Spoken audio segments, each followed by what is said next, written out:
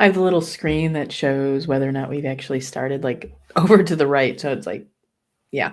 Hey, everyone, welcome back. It is Sunshine, and you are listening to the Sober Witch Life podcast, and I'm excited to be back here again. And I'm excited because this past weekend was the last leg of the book tour, like the official kind of like traveling, going out and hitting up all of these locations throughout the Midwest. I've got one other event this coming weekend, but it's here locally, so I actually don't have to go very far. And yeah, and so today's podcast is, inspired by some stuff that happened. But before we get into those details, I thought I would tell you a little bit of a backstory. So back in 2017, I left a corporate job that I'd been at for about 11 years. I think it was 11 years, maybe even going on 12 years. I don't know. I'd been there for a while and I'd worked my way up that corporate ladder. I had a pretty, good position. And I, when I say that I left it, I walked away not just, you know, from that job. Like, I, I completely walked away from it, not with something lined up, right? I walked away from this version of myself that for years had been ignoring, just every whisper of my intuition. I was exhausted. There were just constant signs that things weren't right. I had been performing, I had been pleasing, I had been over delivering, thinking that just if I continued to do more and more and more, like it was going to make a difference, right? I was repeating the same pattern that I had in my abusive marriage in this work. Like it was wild, the mirror that I did. And I've often said there were two reasons that I started therapy back in my early 30s. And it was because of my ex husband and the CEO of this company, right? So by the time I quit, I was spiritually and emotionally, and you could probably even say just physically bankrupt.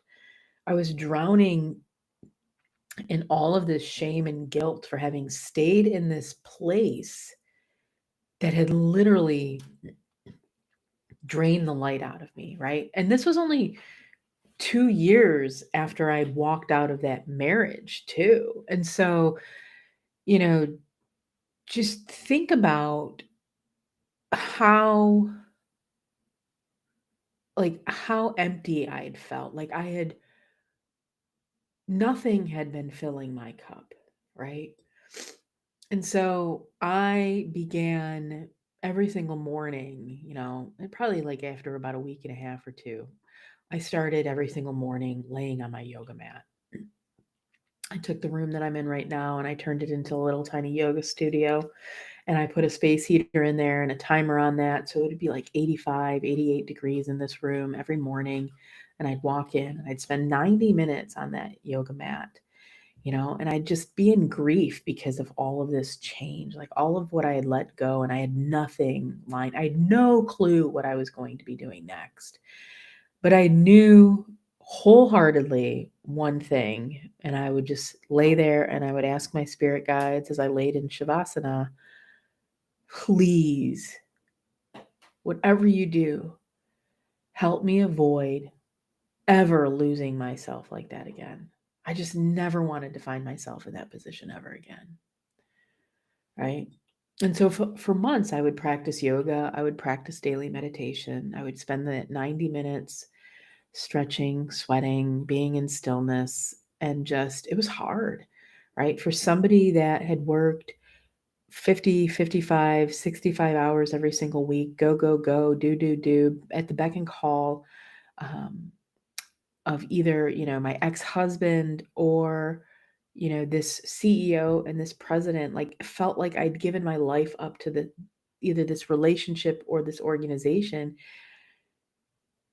I was in complete rebuild. Everything about me was just felt broken. And it was in this stillness, in this like intentional, very intentional slowdown, And when I say slow down, even when I say yoga, like I was not doing, if you're familiar with yoga, I wasn't doing, hatha, I wasn't doing vinyasa, I was doing yin, which is finding these poses that are incredibly supported through blocks and pillows and bolsters, and holding them for 3 to 5 minutes and allowing the body to just be supported so that it can be released. Like I wanted to release just all of these things that I felt had been all of this abuse for years that I had allowed myself to experience. And in this, I started to feel my own intuition and my connection to the divine start to awaken. In that conversation, in this ask, I started to feel it awaken. And at first it was like a flicker behind, my eyes, it was my body. I could feel it. I could feel these things like releasing and moving. And then at some point I asked to see it. And in my mind's eye, I started to see this beautiful glimmering ball of just like golden light, just showed up. And I asked what its name was. And it said its name was B-E. And so from then on, I began speaking to B. And I don't remember all the conversations. And I will admit, even now today, this is when I speak to my higher power, it is B that I am talking to, right? And I remember that feeling. I remember that stillness. I remember the knowing. I remember the calm. And I remember this realizing that the universe does not always speak in words. And sometimes it's a feeling, sometimes it's the pictures, sometimes it's just this knowing. That's where my journey of listening began, right? But it wasn't until I entered into recovery that I understood how much it really mattered. Because when I got sober, things in me began to shift. The world, I began to feel it again. And when I say feel it again, I mean everything. Experience is probably experience it again. Like every sound, every vibration, every ripple of energy within the room, right? The television became too loud. Two people talking at once made my body buzz. God, if the TV was on and people were talking, it was like maddening. And at first, I thought there was something wrong with me, right? And my partner at that time, he had this habit of like, we'd have the TV on and he'd start to talk with me, and I would just be like, nails on the chalkboard. And I would turn to him and I would say, what are we doing? Are we watching TV or are we having a conversation? Because I would love to do either one of them, but please just pick one. Right. And I realized that I was tuning back in, not just to the world that was around me, but to the energetic and the spiritual world as well. I was hearing and experiencing the 3D and the 5D at the same time. I could sense conversations happening in spirit as clear as those that were happening in the room. And if I paused and asked, "What is this about?" I would get an answer. I would get a knowing. I would get a word. I would get a picture, right? Sometimes it would come as a whisper, like something subtle, and sometimes it was a knowing, but it was always this invitation to start to trust it. To trust it. And that is what recovery has taught me the most, is to trust in this, trust the unseen, believe that the universe is always conspiring in my favor, always speaking the truth to me, even when it is speaking softly, and to stop needing proof before I allow myself to believe. The witch's steps to recovery remind us that each and every step is an act of reclamation, reclaiming intuition, reclaiming our trust, reclaiming the sacred conversation between the self, the spirit, our magic, and that for me, that reclamation often arrives in the signs and the synchronicities that are around us. The trick is learning to notice them before they have to shout them or before they have to smack you upside the head with a cast iron skillet. So I thought I would share with you, like Saturday had some wild ones. And I would say it would even have started with Friday night. And a Friday night, my friends took me to a restaurant and I was wearing a sweatshirt. You know, we've got some Sober Witch Life merchandise, and I was wearing one of the sweatshirts. And this woman sees me, a waitress at the restaurant, and she looks at the sweatshirt and she goes to say, "Cool sweatshirt," and looks up and notices me and says, "You're the author of that Sober Witch book," right? And so that's how the weekend starts.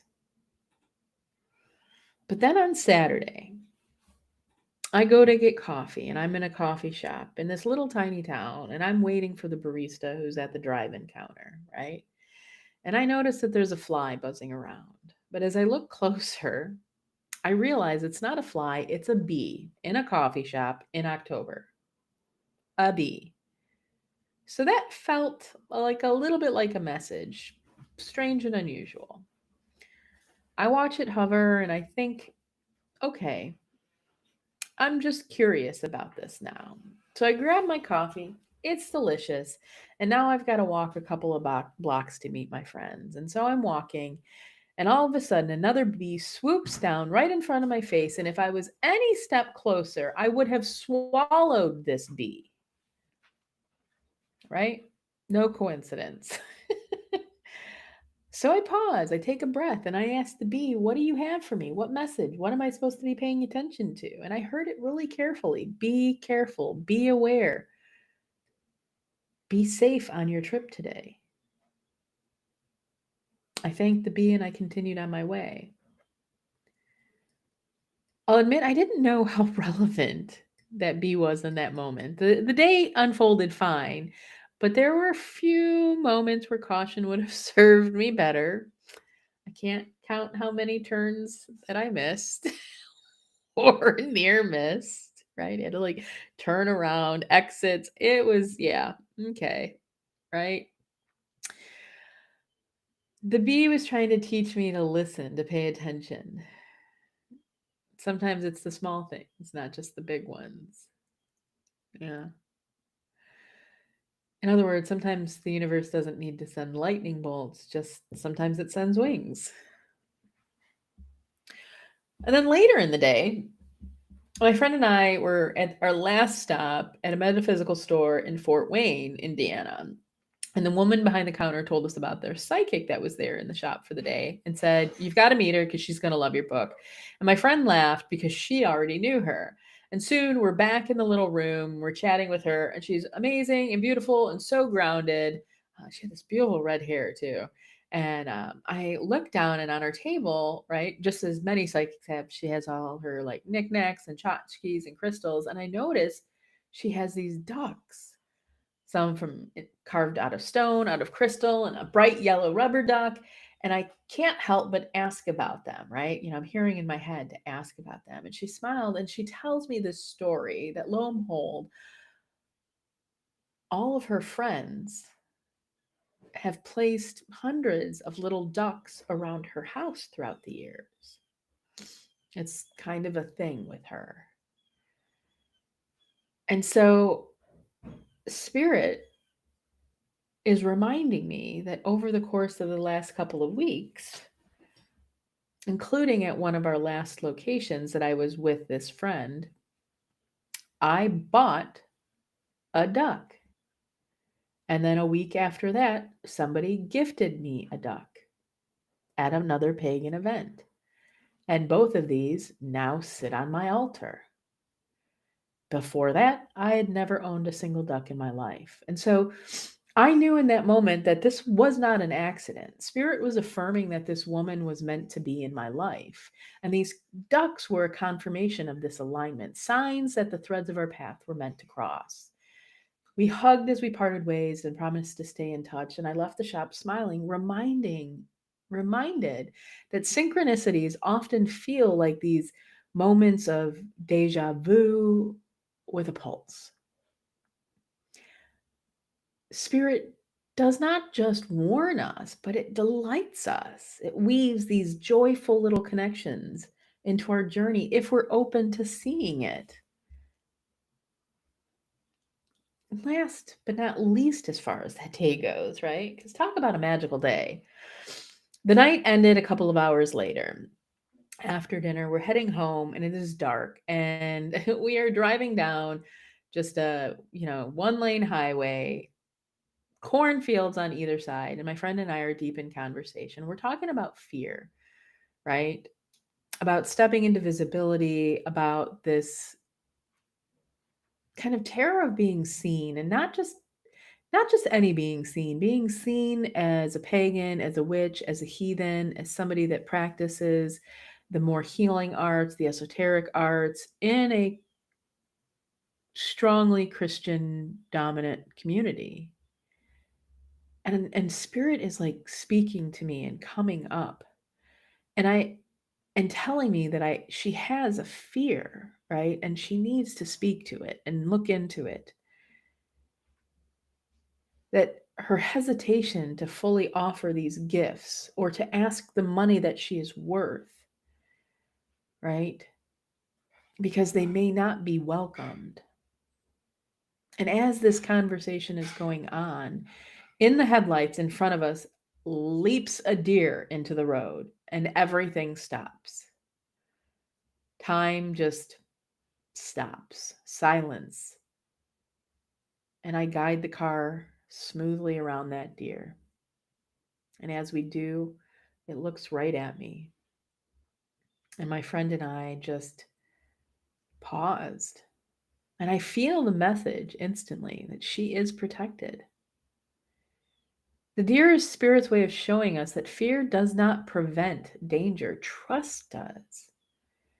The universe was affirming that when we move with awareness and grace, even when it looks like danger, it can pass us by without any harm. We have to trust that the universe has our back. Yeah. Yeah.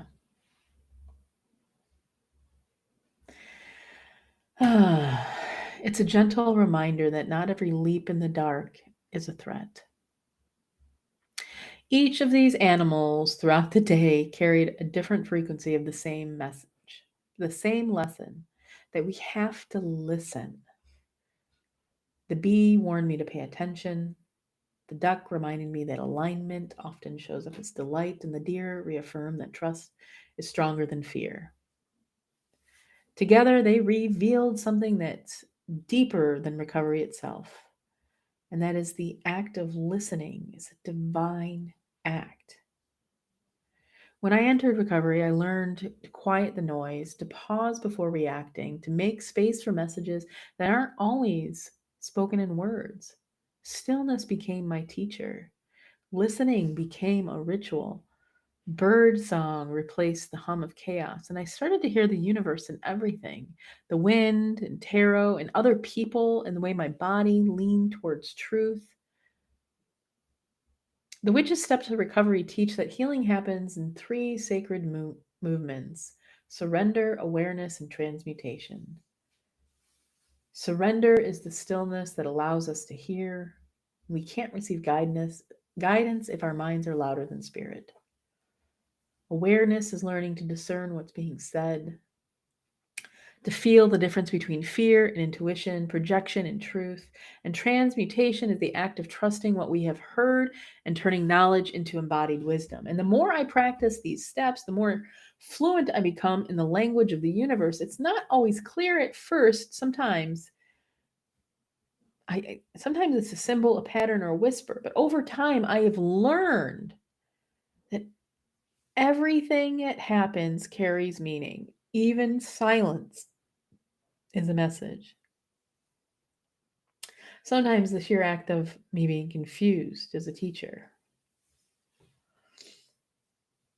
If recovery has taught me anything, it's that the universe rarely yells, and it doesn't need to. It'll send gentle nudges again and again until we finally look up and listen. And when we do, we will realize it's been guiding us along the entire way. And that's why it is so important, it's so beneficial to strengthen our psychic sensitivity, not as a performance or a label, right? Not to be like, oh, I'm a psychic, but as a way of being in conversation with life. These gifts are not random. They are sacred tools for navigating the path of recovery, for building trust in ourselves, and for walking in partnership with the divine. So when the next sign comes, a song that repeats on the radio, a number that follows you all day, a feather on your doorstep, seeing the same animal show up in different ways, pause. Don't rush past it. Ask, what are you showing me? What do I need to know? You might not get the answer right away, and you might only feel a shimmer, a knowing, or a peace that feels like a breath from somewhere ancient. But if you keep asking, if you keep listening, the universe will find a way to answer you because it is never not speaking. It's just waiting for you to notice. All right, my dear friends. Much love and magic in recovery from me to you. Until next time.